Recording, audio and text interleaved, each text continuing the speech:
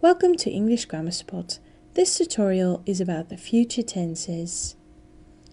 In this lesson I'm going to show you how to form a future tense and when to use a future tense. Take a look at these sentences. I will help you carry those bags. She's going to work tomorrow. She's flying to London next week. The bus leaves at 6 o'clock. The prices are about to go up. And by this time tomorrow he will be lying on the beach. All of these sentences are in the future tense, but as you can see there's quite some variation. The most commonly used future tenses are shall and will plus the base form of the verb, to be going to plus the base form of the verb, the present continuous, the present simple, to be about to and the base form of the verb, and the future continuous. Let's look at shall and will plus the base form of the verb. We use this form for things decided on the spot. They are not fixed agreements and they are not very likely to follow through. We need to pay extra attention to shall because we only use shall in questions with I and we. Shall I help you with that? And shall we go for a swim? We use will in all other situations. I will take the bus. You will listen to me, we will make dinner, and they will drop by. Let's look at questions with will. Again, we use the base form of the verb. Will he put up his tent? Will she celebrate her birthday? Will you park your bikes in the shed? Let's look at negations with will. We use will and add not, contracting it into won't, and the base form of the verb. Now I've also included shall.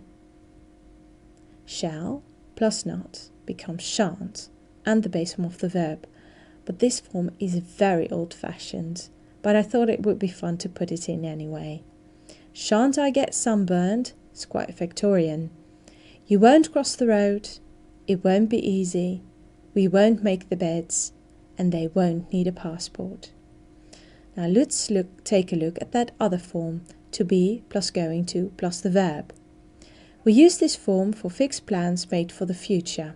We need to know when it's going to happen, so we need to have some kind of time indication.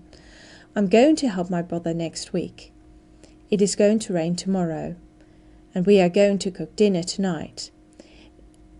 They are going to mark the test in an hour. It's quite likely that these plans will follow through. Let's look at the questions. Am I going to pass my exams this afternoon? Is she going to visit her aunt soon? Are they going to run the marathon next week?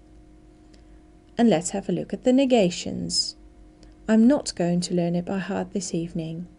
He isn't going to buy a new computer on Tuesday. They aren't going to watch the telly this night.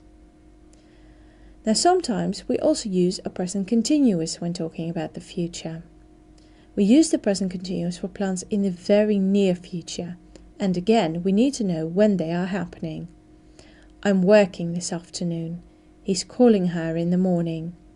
And we are driving down the street any minute now. Sometimes we also use a present simple for the future, especially for fixed schedules. The lesson starts at 8:30. The bus arrives at 10 o'clock. The train departs from platform B. Another form to talk about the future is to use to be about to plus the base form of the verb. We use this form when you are on the verge of doing something. You use this form for something that can happen at any minute from now. The lesson is about to begin. The airplane is about to take off. And they are about to open the department store. A final form is the future continuous. And this is quite a tricky one. We use the future continuous when you tell someone about your future plans, something that you will be doing at a specific time in the future. We use shall and will. We use the infinitive of the verb to be or the base form of the verb to be. We use the base form of a regular verb and ing. For example, by this time next year, I will be working at the head office. And no, they can't help you tomorrow. they will be doing their homework. I thank you for your attention. Students, if you have any doubt, please replay the video. We are going to learn more about the topic in our next session. Thank you.